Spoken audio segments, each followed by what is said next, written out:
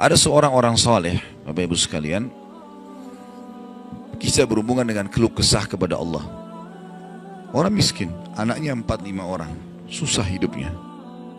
Kisah dulu, kisah klasik. Dia lagi duduk, istrinya hidangkan makan pas-pasan antara dia, istri sama anak-anaknya 5 ini. Orang miskin, susah hidupnya. Ada yang ketuk pintu malam-malam, begitu ketuk pintu dibuka, dia suruh istrinya buka. Buka, ternyata orang miskin yang lain minta makanan. Orang miskin yang lain minta makanan. Maka istrinya lihat ke suaminya, apa perintahnya nih? Suaminya bilang kasih aja. Semuanya dikasih, karena kalau dibagi 2 nggak cukup. Orang miskin tuh bawa anaknya banyak, nggak cukup makanan. Lalu kemudian istrinya sama suaminya, suami istri orang beriman kepada Allah, tahu, ya sudah sabar. Tapi subhanallah, beberapa saat kemudian, kalau kita beberapa jam kemudian lah, menjelang malam hari, lebih gelap ya, sudah mulai masuk pertengahan malam, jam 12 malam, mereka kelaparan semua. Istrinya bilang, anak-anaknya nangis, saya lapar, kamu juga lapar, anak-anak lapar, bagaimana? Kata suaminya, tenanglah, saya akan coba cari jalan keluar, minta kepada Allah. Istrinya nggak paham suaminya mau kemana. Dia pakai bajunya, baju keluar, kemudian dia keluar pergi ke masjid dekat rumahnya. Malam hari, jam 2 malam. Dia keluar, dia masuk di masjid, lalu dia sholat tahajud. Dan ini sifat orang beriman. Berkeluh kesah sama Allah itu jangan cuma hal yang besar, dari hal yang kecil. Manja sama Allah itu baik. Ngeluh terus, minta terus sama Allah. Allah suka hambanya yang tamak dengan rahmat Allah.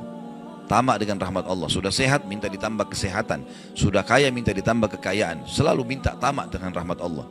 Dan sudah pernah saya bilang, meminta sesuatu agar nikmat ditambah atau bertahan, itu adalah pahala lebih besar daripada kalau cobaan sudah datang baru kita minta diangkat cobaan tersebut. Kita sehat, minta agar Allah pertahankan kesehatan, itu lebih besar pahalanya dibandingkan nanti sakit baru minta disembuhkan. Jadi tamak dengan rahmat Allah itu penting. Kalau bahasa saya sebenarnya bermanja-manja sama Allah.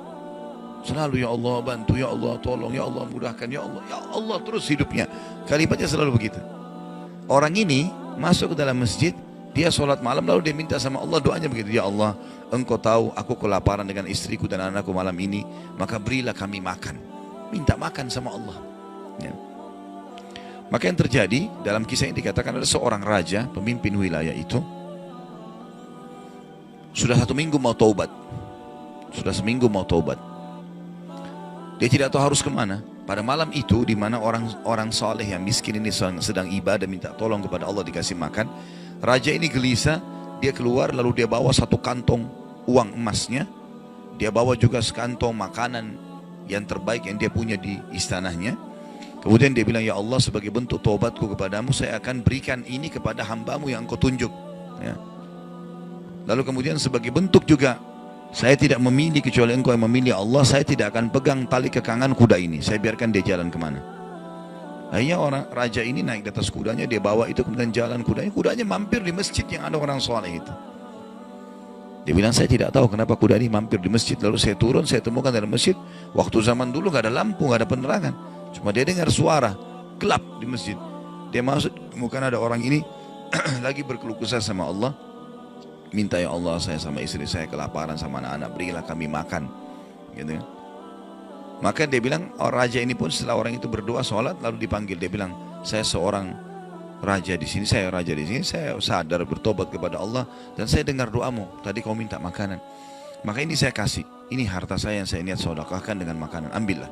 Dan kalau kau punya masalah lagi, datang ke istana saya kapan saja.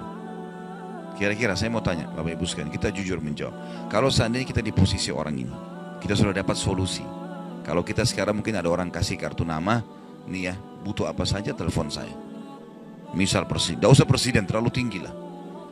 Misal seseorang kita temui orang kaya, ada masalah apa saya telepon ke saya akan bantu. Saya yakin umumnya orang meninggalkan Allah pada saat itu. Sudah selesai, dia pikir orang ini sudah bantu, sudah selesai. Tiap hari telepon orang itu, telepon dikasih bantuan. Perhatikan orang soleh ini apa yang dia bilang. Waktu raja itu bilang, kalau ada keperluan apapun datang ke istana saya. Dia bilang, saya demi Allah tidak akan datang kepada anda kalau saya punya masalah. Tapi saya akan datang kepada Allah, Tuhan saya dan Tuhan anda yang telah mengutus anda datang kepada saya malam ini membawa makanan. Justru kalau ada sudah solusi dari Allah, makin dekat sama Allah. Jangan sudah dikasih lupa ini. Ini poin penting bagaimana kita jaga berkeluh kesah kepada Allah. Jadi jangan berpikir Bapak Ibu sekalian, masa sih saya bisa sembuh hanya karena saya sujud? Masa sih saya bisa mendapatkan keturunan hanya karena saya sujud? Ini kesalahan ini. Justru harus kita fahami kalau itu bisa. Dan Allah punya cara. Setiap jawaban Allah kalau datang itu sesuai dengan sistem atau sunnatullah yang telah Allah ciptakan di alam kita ini. Misal saya berkeluh kesah, ya Allah sendal saya putus, gantikanlah. Sahabat begitu ya, para sahabat Nabi itu kalau sendalnya putus, ya Allah sendal saya putus, gantikanlah. Allah nggak lemparin sendal dari langit, nggak mungkin. Tapi apa yang terjadi? Allah gerakkan sesuai dengan sistem yang ada. Allah buat ada orang lain melihat kita kasihan dikasih sendal, atau dia dapat duit dia bisa beli sendal. Jawabannya Allah begitu, dalam bentuk sinyal datangnya. Jadi harus peka menangkap itu. Kemudian selanjutnya, tentu juga yang ini tadi contoh kisah orang yang berkeluh kesah kalau berhubungan dengan cobaan dari Allah ya. Dia tidak keluh kesah kecuali kepada Allah. Sekarang kita masuk ke contoh kalau cobaan dari manusia. Tadi saya bilang orang digunjing, orang dihina, orang difitnah segala macam. Dia tidak balas kebodohan dengan kebodohan. Jangan pelanggaran dengan pelanggaran. Pasangannya selingkuh, dia juga selingkuh. Dua-dua dosa. Dua-dua dihukum sama Allah.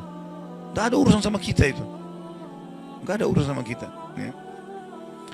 Maka kisahnya seperti misalnya Abdullah bin Abbas radhiyallahu anhu pernah lagi jalan dicaci maki oleh seseorang tanpa sebab ini. Datang tiba-tiba caci maki dia. Ibnu Abbas dengarin saja apa yang disampaikan orang itu. Sudah selesai kata Ibnu Abbas, sudah selesai. Dia bilang iya, orang ini kebetulan lihat Ibnu Abbas pakai jubah baru. Ini kamu itu mentang-mentang sahabat Nabi, kamu itu pakai jubah mahal-mahal segala macam. Hasud, orang hasud gitu. Tiba-tiba bayangin kalau kita lagi naik di mobil orang ketuk kaca. Kamu kenapa pakai mobil baru? Kamu kenapa? Apa urusannya sama orang ini gitu? Mungkin kita marah-marah sama orang ini. Ibnu Abbas diam, didengarin semua, sudah selesai. Karena tidak mungkin tergerak orang ini mengucapkan sesuatu kecuali memang ada sebabnya. Ya biarin, sudah selesai kamu sudah. Baik, dibuka jubahnya, ini ambil hadiah buat kamu. Sampai orang itu malu. Sudah caci maki dikasih hadiah lagi. Dan yang dia sorotin ini adalah jubahnya Ibnu Abbas. Sampai dia menjadi muridnya Ibnu Abbas. Nah, bisa nggak kira-kira kalau orang ketuk kaca mobil, kenapa pakai mobil baru? Ambil deh mobilnya.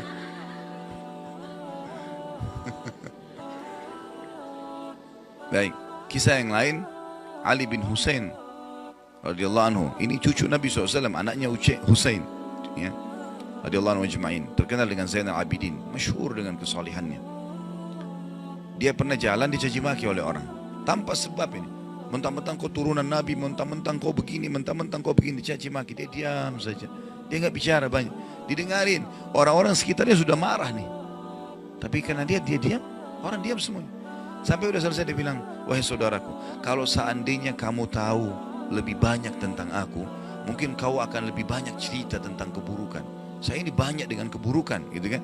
Kemudian dia bilang sama orang di sekitarnya, ada pegang uang, ada bawa duit, kasih orang ini 1000 dirham dan tunjukkan alamat kita. Siapa tahu dia punya hajat. Orang itu jadi tambah malu gitu. Ya. Karena perilaku akhlak yang mulia dan ini yang Islam ajarkan kepada kita. Pada saat kita kepancing emosi, kontrol, tenang, jangan dibalas. Gak ada gunanya itu, gak ada manfaatnya. Hanya akan merusak kejiwaan kita. Kata-kata jadi kasar, hidup kita jadi tidak tenang. Ya.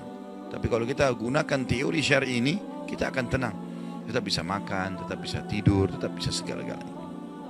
Baik, kita berdoa kepada Allah SWT, semoga majelis kita diberkahi olehnya dan dijadikan sebagai tambahan amal kita pada hari kiamat. Dan semoga saja seluruh amal yang pernah kita kerjakan, yang akan kita kerjakan sampai ajal menjelang datang, diterima dengan kemahamurahannya. Dan semoga semua dosa yang pernah kita kerjakan sekecil sampai sebesar apapun diganti dengan kemahamurahan Sang Pencipta menjadi pahala. Dan kita mendoakan Indonesia untuk selalu makmur, damai, tentram, dan seluruh muslimin bersatu di bawah bendera tauhid la ilaha illallah Muhammad Rasulullah, kembali dalam segala ibadah mereka kepada Al-Quran dan Sunnah. Dan semoga Allah juga memberikan pemimpin-pemimpin yang muslim yang adil kembali kepada Al-Quran dan Sunnah. Dan juga semoga Indonesia menjadi contoh bagi negara-negara yang lain. Dan kita selalu mendoakan saudara kita di Palestina, di Syria, di Yaman, di Irak, di Myanmar, di Ahsa, dimanapun mereka berada yang sedang tertindas. Semoga Allah ikhlaskan niat mereka, terima para syuhada mereka, mulakan Islam di tangan mereka dan tangan kita semua. Dan semoga Allah partisipasikan kita bersama mereka di pahala, baik dengan doa, dengan harta, dan juga dengan jiwa kita. Dan semoga Allah dengan kemahamurahannya menyatukan kita semua di surga firdausnya tanpa hisab, sebagaimana yang satukan kita di majelis ilmu yang mulia ini. Allahu alam, ini mungkin yang kita sampaikan, mudah-mudahan bermanfaat. Subhanakallahumma bihamdika asyhadu an la ilaha illa anta astaghfiruka wa atubu ilaik. Wassalamualaikum warahmatullahi wabarakatuh.